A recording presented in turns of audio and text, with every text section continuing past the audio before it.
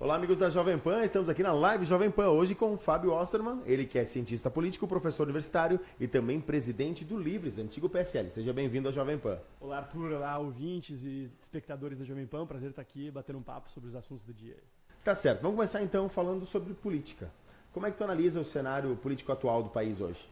Olha, o cenário político do Brasil hoje é um cenário complexo, é um cenário que não permite respostas simplistas, mas eu tento ver as coisas pelo prisma do copo meio cheio.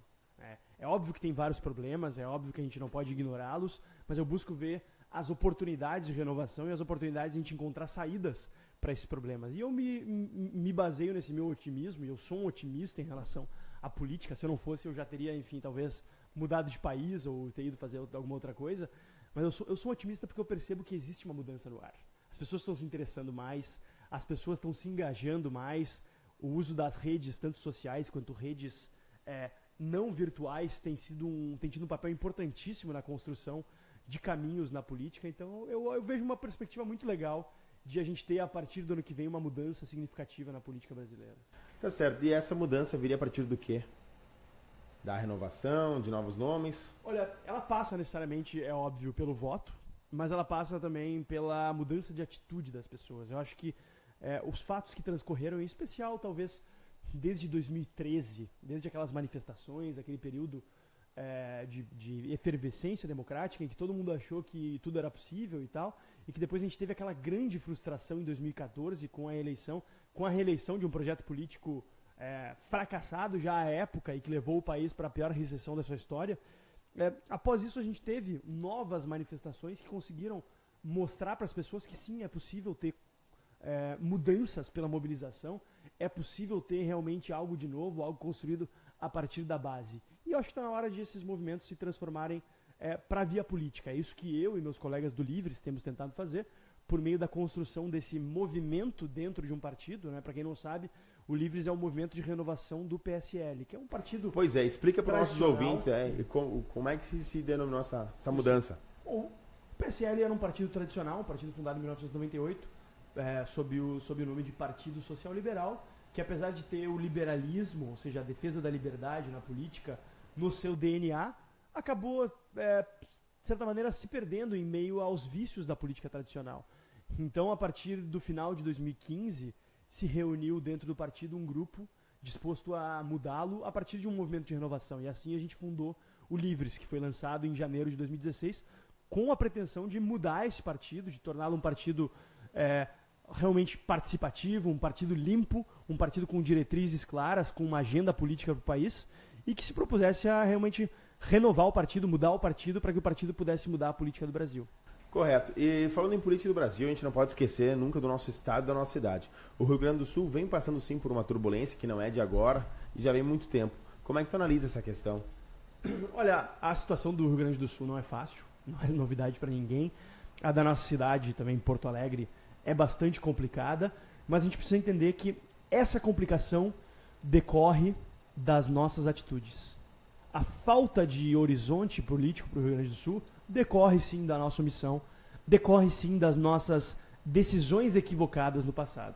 Enquanto a gente não tomar ciência disso e não tomar as rédeas do nosso próprio futuro, a gente vai seguir nessa situação. A gente até brinca que o Brasil tem aquela coisa, aquele estigma de ser o país do futuro, Brasil, país do futuro. O Rio Grande do Sul é o estado do passado. E a gente realmente quer isso? A nossa geração quer isso, Arthur? Eu não quero. Eu tô cansado de ver amigos, colegas de colégio, colegas de faculdade indo embora para São Paulo, Rio de Janeiro, Brasília ou para fora do país. Enfim, até Paraná, Santa Catarina. Quer dizer, Santa Catarina não tinha até nem culpa, né? Um estado maravilhoso que tem dado aula pra gente sobre desenvolvimento, além de ser um estado incrível. Mas é triste isso. A gente vê tanta gente boa, algumas das melhores cabeças formadas aqui, criadas aqui, indo embora, quando poderiam estar aqui gerando riqueza, gerando prosperidade. Mas isso é fruto dessa nossa insistência em viver no passado, que acomete o Rio Grande do Sul. A gente fica preso naquela ideia de que Rio Grande do Sul melhor em tudo, melhor educação, melhor saúde, enfim. E a gente acaba perdendo oportunidades, a gente acaba deixando que uma classe política corrupta e comprometida com velhos arranjos siga nos prendendo ao passado e impeça que o Estado se reforme. Interessante essa colocação. O Rio de Janeiro hoje passa por uma turbulência muito grande, um caos, na verdade, o Rio de Janeiro. Seria uma prévia com o que está para acontecer no nosso estado? Olha, o Rio de Janeiro ele é um estado que tem uma formação socioeconômica bastante similar ao Rio Grande do Sul, só que com algumas pitadas mais dramáticas ainda, né? Eles tiveram um baque muito grande pela virtual quebra da Petrobras, enfim, e de toda a indústria que circulava em torno da Petrobras. E isso gerou um baque importante na economia de lá, de uma hora para outra.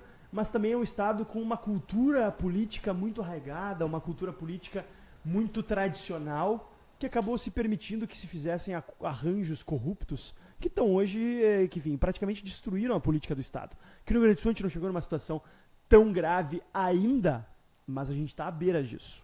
O Estado do Rio Grande do Sul está à beira da falência e isso se deve justamente à nossa incapacidade de entender a urgência de reformas. O Rio de Janeiro se deixou chegar numa situação insustentável. Lá os funcionários do Estado estão há 4 meses sem receber salário. Professores ganhando cesta básica, né? Então, imagina vocês, um trabalhador estar há 4 meses sem receber salário.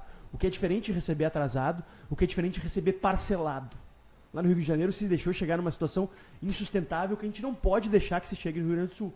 E é por isso que a gente tem que olhar com outro viés as reformas, inclusive reformas propostas pelo governo Sartori, governo sobre o qual eu tenho diversas críticas. Acho que é um governo que demorou para agir e demora ainda para agir, não tem um controle sobre a sua base na Assembleia, mas que tem seus méritos também. Tem proposto uma série de medidas para diminuir o peso do Estado sobre a sociedade, diminuir os gastos, diminuir o déficit público, que precisam ser apoiados. Tá certo. E o PSL se enquadraria onde hoje na política atual? Ou livres, melhor agora? Olha, com muita frequência nos perguntam, a gente é de direita, a gente é de esquerda. É a velha pergunta, né? Para todos os partidos, né? A velha pergunta, vocês são um partido de direita, vocês são um partido de esquerda? E o engraçado é que justamente a gente é às vezes acusado de ser de esquerda e às vezes acusado de ser de direita. Justamente porque nós somos liberais. E o liberalismo, ele tem bandeiras históricas que acabaram ao longo dos últimos anos, dos últimos tempos no Brasil, sendo adotadas em parte pela esquerda e em parte pela direita. Por exemplo, liberdade econômica se caracterizou como uma bandeira, em tese, que é defendida pela direita brasileira. A gente sabe que não é bem assim, né? Ontem a gente viu aí, enfim, os deputados Bolsonaro se opondo à reforma da Previdência e tal, que é uma questão absolutamente fundamental para o futuro do país, na nossa opinião. E acho que todo liberal tem que ser favorável a que se reforme, porque a Previdência acabou se tornando, na verdade, um esquema de pirâmide. E, por outro lado, a gente tem algumas bandeiras que, teoricamente, a esquerda defende, né? Como a liberdade individual, a diversidade, a importância de respeitar as escolhas do outro para sua própria vida. Eu digo em tese, porque, na verdade, o que a gente vê na prática é que eles não defendem por entenderem que a pessoa, enfim, seja a pessoa LGBT, o negro, a mulher, essas pessoas que são, enfim, historicamente, politicamente marginalizados, são pessoas que têm uma dignidade pela sua própria existência, mas sim acabam sendo vistos por parte da esquerda como objetos de projetos de poder. E não é assim que a gente vê.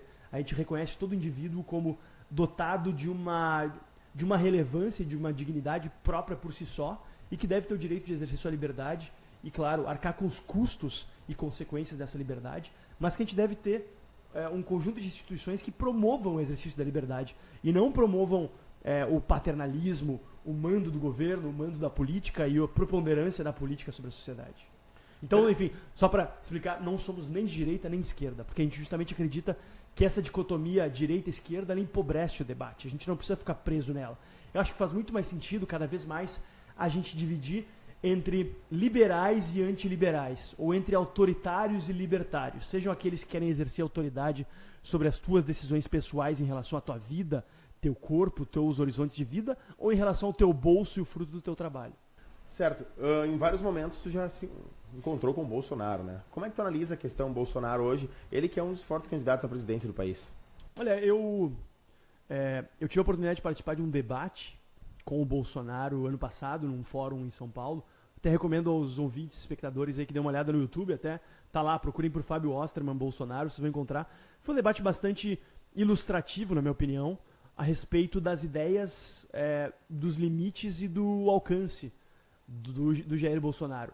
Eu entendo a revolta de muitas pessoas que apoiam o Bolsonaro, a revolta com o que se tornou a política brasileira, mas eu acho que se se a resposta é o Bolsonaro, a gente provavelmente está fazendo a pergunta errada. O Bolsonaro é um político tradicional, um político que está no Congresso há quase 28 anos, está completando agora seu 7º mandato, né? Tem todo um histórico de botar filho na política e ex-esposa, familiares, enfim, já passou por meia dúzia de partidos dos mais corruptos aí. Claro, eu não sei, enfim, se ele teve algum envolvimento com corrupção, com escândalo, mas o fato é que ele esteve cerrando fileiras com algumas das figuras mais corruptas da política brasileira nos partidos, né? E eu acho que quando a gente vai escolher um partido, a gente tem que ter a noção de que, olha, eu estou indo para um partido onde eu posso mudar as coisas, ou eu estou indo para um partido só porque esse partido vai me ajudar a me eleger. Porque existe um custo, por exemplo, que pessoas como eu arcam de estar num partido pequeno. Por exemplo, eu fui candidato à Prefeitura de Porto Alegre no passado e eu tinha 7 segundos de TV. Esse é o custo de se estar num partido pequeno. Eu tinha a oportunidade, a possibilidade de estar em algum partido maior. Mas eu percebi que os partidos grandes hoje são estruturas viciadas, são estruturas cheias de problemas e de esquemas dos quais eu não quero fazer parte. Então, acho que uma figura política tem que pensar nisso e tem que refletir a respeito disso. Mas eu acho que, enfim, o Bolsonaro é muito mais um sintoma desses tempos que a gente vive. Um novo Trump, talvez? Não, eu acho que ele é bastante diferente do Trump. Primeiro porque o Trump é um outsider, né? O Trump é um outsider clássico, alguém que vem de fora da política, por mais que fosse alguém que circulasse nos bastidores da política. Na verdade, na minha opinião, o Trump é o sonho americano, né? Eles plantaram essa ideia e agora não é o que eles queriam. Eles conseguiram construir uma narrativa, né? Acho que alguém mais próximo do Trump seria um Dória, por exemplo. Que seria um cara do show business, alguém que tem uma narrativa de vitória pessoal, etc. O que não é o caso do Bolsonaro, né? O Bolsonaro, enfim, é alguém que foi um militar, enfim, um grevista militar, chegou a ser preso, não é alguém nem sequer respeitado no próprio exército, acabou encontrando um grupo de pressão ali que ajudasse ele a se eleger e conseguiu uma certa notoriedade em cima de polêmicas, mas não é alguém que, na minha opinião, tenha posições relevantes para responder os problemas do Brasil. E isso fica muito claro nesse debate que eu participei com ele, né? Certo. As respostas dele, por exemplo, para a segurança pública são o quê? Enfim, pena de morte, dar a carta branca para policial matar gente nas ruas. Eu acho que realmente não é o caminho por aí. A gente tem problemas sérios no Brasil com a própria segurança pública. E eu te pergunto, qual seria o caminho correto, na tua opinião? Especificamente para a segurança pública não existe uma solução, existe um conjunto de soluções. A principal delas está em se modificar os incentivos que existem hoje para a criminalidade. Por exemplo, no Brasil hoje, até saiu uma pesquisa interessantíssima do Instituto Sou da Paz, do estado do Rio de Janeiro, algumas semanas atrás, mostrando que a grande parte dos estados brasileiros não faz a menor ideia de quantos dos homicídios, veja bem, o crime mais grave pela sua essência, de quantos dos homicídios são sequer investigados. Alguns poucos estados conseguem investigar os homicídios que acontecem, e desses poucos estados que conseguem, a grande maioria não é solucionado. E isso acaba servindo como um incentivo muito claro para a criminalidade, né? Porque se o cara percebe que a chance de ele ser punido é muito pequena, ele vai continuar fazendo. Então, a questão não é uma questão de só severidade da pena. Eu acho que crimes graves devem ser punidos de forma severa, especialmente para tirar do convívio da sociedade pessoas que cometem esses crimes. Mas o mais fundamental é se ter um enfoque em garantir a certeza da punidade. Porque esse é o principal problema no Brasil. E a gente tem também um problema no sistema carcerário gravíssimo. A gente tem um déficit de vagas hoje, não tem um lugar onde botar. E o pessoal que fica lá dentro, enfim, eles mandam nas penitenciárias, né? Para você ter uma ideia, no Presídio Central aqui de Porto Alegre, que é um dos piores presídios do Brasil, e se chegou na situação de tanta calamidade que a SUSEP teve que recuar e tiveram que mandar a Brigada Militar para estar comandando o Presídio Central, e mesmo a Brigada Militar não tem controle. Tu acredita que tem galerias dentro do Presídio Central em que a Brigada Militar não entra? Ou seja, os caras dominam, totalmente dominam. Basicamente porque se percebeu que não tinha como se manter aquilo lá, que é uma bomba relógio, sem se dar certas regalias. Então, na verdade, o sistema penitenciário brasileiro se tornou uma rede de hotéis para o crime organizado do Brasil afora. Isso precisa mudar. O Estado brasileiro precisa retomar o controle sobre, não só sobre as casas penitenciárias, mas sobre a rua. Hoje, o policial não pode subir o morro, não pode entrar em certas regiões da nossa cidade. Em Porto Alegre, hoje, tem toque de recolher formal em alguns lugares, por exemplo, Zona Leste, que determinadas vezes crime organizado vai lá e fala, depois de tal horário, desse dia não pode sair porque vai ter alguma coisa, ou mesmo informal. As pessoas têm medo de sair nas ruas de Porto Alegre. Isso está matando a nossa cidade. Deixa eu até citar um fato que aconteceu comigo mesmo. Eu fui assaltado cerca de 3 meses atrás, na rua da minha casa, lamentavelmente. E daí falei que, enfim, eu tava às 10 da noite com o celular na mão, e daí as pessoas falaram assim, poxa, mas tu também, às 10 da noite com o celular na mão. Ou seja, as pessoas não percebem o nível que a gente chegou de aceitar que a violência determine e limite o nosso direito de ir e vir. Isso é uma coisa tão absurda que a gente já aceitou e já introjetou no nosso pensamento e se acostumou a viver assim. Mas, gente, a vida não é assim.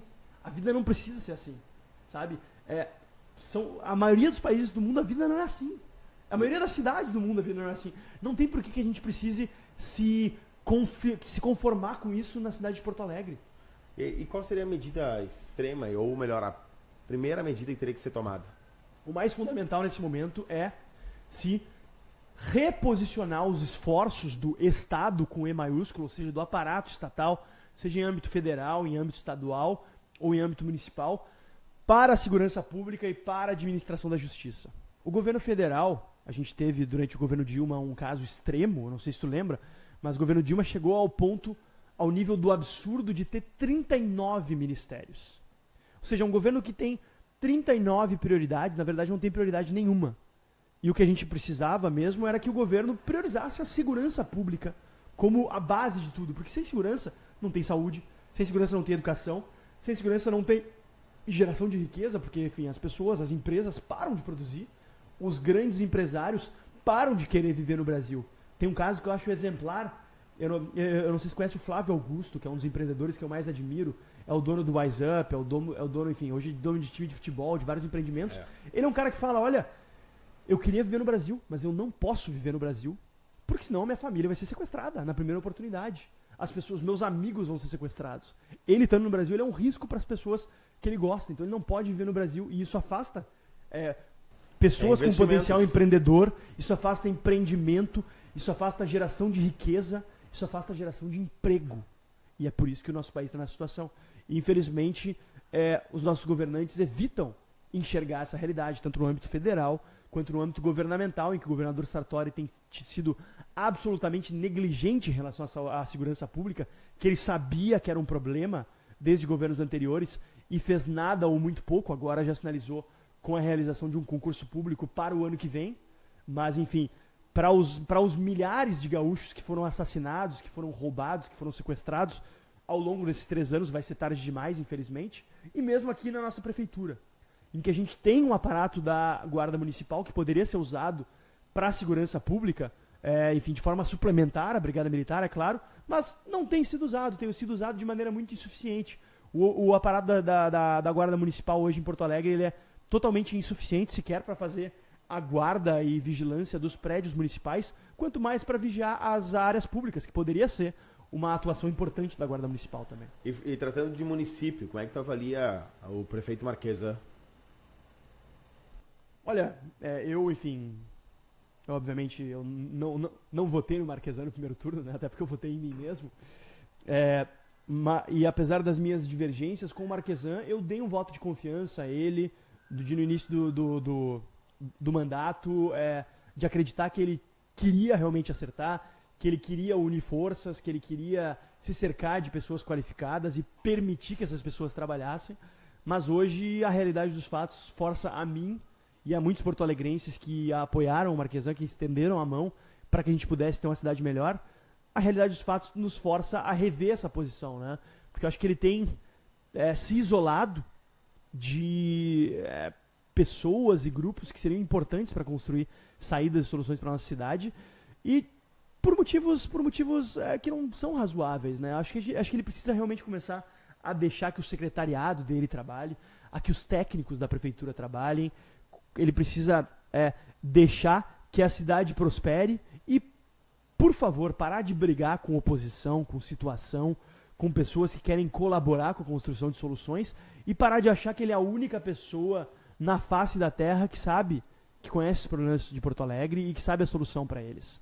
E eu vou te perguntar, se hoje o Fábio fosse prefeito, quais medidas primordiais para o município de Porto Alegre hoje?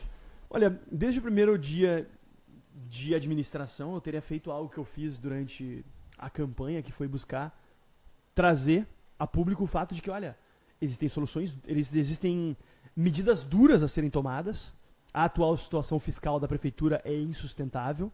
A prefeitura vai agora para o ano de 2018 com um déficit anual de 700 milhões de reais.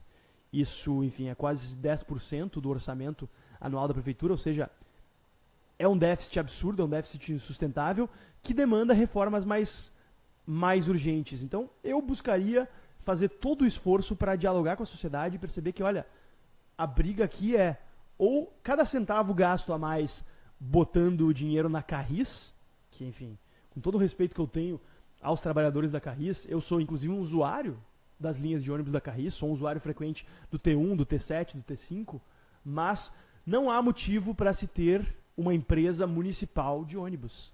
Nenhuma capital brasileira tem uma empresa municipal. A solução seria talvez de privatizar ônibus. ela? Sem sombra de dúvida, a solução seria privatizar a Carris, dentre várias outras medidas, mas acho que a Carris é exemplar, porque ela engole atualmente mais de 50 milhões de reais do orçamento. E cada centavo a mais que vai para a Carris é um centavo a menos que vai tanto para aliviar o peso da dívida que vem se acumulando e que acaba precisando ser paga e sendo arrolada, quanto também para, por exemplo, melhorar a segurança, melhorar a condição das vias públicas, melhorar a educação, dar merenda para as nossas crianças. Mas só para título de exemplo, um novo guarda municipal, eu fiz esse cálculo na época da campanha, eu lembro ainda ele muito claramente, ter um guarda municipal adicional, contando o treinamento, equipamento, custaria aí cerca de 5 mil reais por mês, 6 mil reais por mês. Com 55 milhões, que foi o prejuízo da Carris no ano de 2016, a gente teria a oportunidade de colocar quase 1.000 homens na força policial de Porto Alegre, que ajudaria demais, como eu disse, não só na tranquilidade do morador que quer viver sua cidade, mas também nos negócios que estariam aí gerando riqueza, gerando satisfação para o consumidor, gerando empregos, gerando também impostos para a prefeitura, né? Porque cada negócio que fecha é também uma fonte de receita para a prefeitura que se perde. A gente precisa pensar nisso, né? Então, por isso que eu digo que a segurança precisa ser uma prioridade. Mas não só isso. Eu tinha uma proposta mais ambiciosa de redução de secretarias. Acho que a redução feita pelo governo Marquesã foi uma redução bastante significativa, bastante relevante. Eu elogiei à época e elogio novamente. Ele diminuiu das absurdas 34 secretarias para 15. 34 é um número absurdo. Muito grande. Mesmo que o prefeito Fortunati fosse o mais competente dos gestores, coisa que ele obviamente não era, enfim, a gente viu agora a situação dele tentando se envolver no meio empresarial, que, enfim, de uma maneira um pouco cômica até, mas não existe como se gerir 34 prioridades estratégicas. Uma só pessoa. Ela não tem como controlar metas, controlar resultados. Ela não tem nem como controlar o turnover, as pessoas que entram e saem das secretarias. Então é absurdo. E é impressionante que a gente não tenha mais gente se indignando com isso, né? Então eu vejo isso como ponto positivo, essa vontade do Marquesã de diminuir as secretarias. Ele teve uma diminuição razoável do número de CCs, também até onde me consta, ele diminuiu em quase a metade o número de CCs. A minha proposta era mais radical. Eu tinha proposto durante a campanha diminuir em 90%, porque eu acho que sim, é importante ter alguns cargos estratégicos no primeiro e segundo escalão, mas, sinceramente, a gente tem hoje um corpo funcional qualificado na prefeitura que pode, sim, fazer boa parte do trabalho. É só ter o direcionamento estratégico por parte dos secretários adjuntos, subsecretários e por aí vai. Tá certo. E aí a questão que eu enfatizo agora é a seguinte. Hoje, muitas empresas estão deixando Porto Alegre e indo para cidades do lado, Canoas, Esteio, até por causa da burocratização para se abrir uma empresa hoje. Já tem os novos índices que não demora mais 400 dias, como era uma vez, demora menos, talvez assim 40, 50, 100 dias. Como é que tu vê essa questão da nova empresa em Porto Alegre, de uma nova empresa do empresário, do empreendedorismo em geral? Não só o Rio Grande do Sul tem perdido empresas para outros estados, mas Porto Alegre tem perdido empresas, especialmente para cidades vizinhas daqui, né? Que, diferentemente de Porto Alegre, tem adotado uma visão mais pragmática e que entende justamente a necessidade de se atrair empregos, de se atrair geração de renda. Em Porto Alegre a gente tem sido dominado historicamente por uma mentalidade tacanha que busca asfixiar o empreendedor, asfixiar o empresário. Eu acho que houve uma mudança de atitude, especialmente na época do atual vereador Ricardo Gomes como secretário de Desenvolvimento Econômico. Eu conheço pessoas muito sérias que estavam com ele ali, que tinham essa mentalidade de buscar fazer o máximo possível para facilitar a vida do empreendedor. E eu acho que essa é a mentalidade que deve preponderar. Não tem como uma cidade, não tem como um estado, não tem como um país se desenvolver, gerar riqueza, gerar desenvolvimento social, sem ter empregos, sem ter empresas, sem ter geração de riqueza. A gente precisa entender isso, a gente precisa deixar para trás essas ideias atrasadas que nos aprisionam e olhar para o futuro, e olhar especialmente para os exemplos dos países, estados e cidades que fizeram sua lição de casa, né? No Brasil mesmo, a gente tem vários estados. Santa Catarina. Né? Santa Catarina, que 10, 15 anos atrás estava muito atrás de nós. Um estado que eu conheço razoavelmente bem, já tive a oportunidade de viajar pelo interior, inclusive, Espírito Santo. O Espírito Santo é um case impressionante. 20 anos atrás, o Espírito Santo sofreu uma intervenção federal, porque era um estado dominado pelo crime organizado. O crime organizado tinha se incrustado em todos os âmbitos, em todos os 3 poderes, e é um estado que contou ali a classe empresarial, a elite cultural, se reuniu e falou, olha, gente, não tem jeito. Acabou, né? Acabou o nosso estado, a gente precisa reerguer as coisas. Então eles criaram algumas iniciativas, dentre as quais vale destacar o Espírito Santo em Ação. Quem tiver interesse, dá uma procurada no Google aí, que se propôs a construir não só caminhos no meio empresarial, mas também buscar ter um diálogo franco com a política e falar, olha só, a gente não vai mais aguentar isso. A gente não vai mais apoiar o que vocês estão fazendo. O que vocês estão fazendo tá acabando com o nosso estado. Tem inúmeros casos de creches, escolas e hospitais abandonados no Espírito Santo, né? Enfim. Mas é um estado que conseguiu se reerguer em boa parte nos últimos anos e hoje passa o Rio Grande do Sul nos mais variados índices sociais. Passou o Rio Grande do Sul em saúde, passou o Rio Grande do Sul em educação, passou o Rio Grande do Sul em segurança pública. Segurança pública, bom, é um tema que eu não canso de ressaltar. Não dá pra gente deixar de ressaltar, porque é um negócio que a gente tem que estar passando por isso toda hora, né? E eu justamente me nego a tipo, introjetar esse tipo de coisa, como eu disse, até às vezes arriscando minha integridade física, porque eu acho um negócio revoltante a gente estar limitando a nossa liberdade desse jeito, de não estar saindo de casa, ou de não estar fazendo as coisas que a gente gosta por medo da insegurança. Mas a questão a gente não precisa ficar limitado a isso ou aceitar que a coisa vai ser assim. A gente precisa cobrar nossa classe política, a gente precisa cobrar nossos governantes por investimentos nisso e por uma atenção especial nisso. Correto. E é o jovem que não vota, que não quer saber de votar. Tivemos uma rejeição muito grande nas urnas na última eleição, tanto dos jovens como os mais velhos também, mas a projeção é que esse número aumente nas próximas eleições. Agora, no ano que vem, teremos eleições a governador, deputado, senador, enfim, presidente. Estima-se que metade dos votos não irão para as urnas. O que tu pode falar para esse jovem que está na dúvida de votar? Ou não quer mais saber da política? Eu entendo esse desencanto, eu entendo a revolta com a política, mas o que a gente precisa falar, tanto para esse jovem, quanto para o adulto, quanto para, enfim, seja a idade que for, o que as pessoas precisam entender é que, ao não votar, nós que queremos um país melhor, que queremos apoiar candidaturas que sejam, que tragam bons valores, que tragam uma visão reformista, ao não votar, a gente está fazendo um favor para aqueles que se beneficiam hoje do sistema. A gente está facilitando demais a vida deles. O não votar é pior que votar. O não votar, enfim, sem sombra de dúvidas, eu acho que a melhor coisa que as pessoas podem fazer é votar de maneira informada, dar uma chance para caras novas que estão surgindo e se dispondo a fazer algo de diferente, a trazer novas ideias, novas soluções, mas eu peço, não deixem de votar. Votar é um direito importantíssimo que foi conquistado a sangue, suor e lágrimas por gerações anteriores. É uma conquista da nossa geração, da nossa democracia jovem, que não pode ser descartada de uma maneira assim. Acho que, enfim, eu sou contrário ao voto obrigatório, como a gente tem hoje no Brasil. Eu acho que o voto deve ser facultativo, porque ele é um direito, ele não é um dever, ele não é uma obrigação. Eu acho que quem não quer votar não deve ser obrigado, não deve ser forçado ou coagido a isso. Mas eu reforço o apelo para que cada um que está hoje insatisfeito com a situação do nosso país vá às urnas no dia 7 de outubro e busque fazer um voto consciente, um voto de acordo com seus valores, de acordo com a sua visão, para melhorar o nosso país. Ok, Fábio, nosso tempo está chegando ao fim. Muito obrigado pela tua participação. E vamos encerrar então com a palavra. Fique à vontade. Valeu, muito obrigado pelo convite, obrigado pela oportunidade. Sempre um prazer aí estar conversando sou um ouvinte da Rádio Jovem Pan também. Já estive lá na Jovem Pan em São Paulo, no Pânico uma vez. Foi muito divertido, foi muito bacana.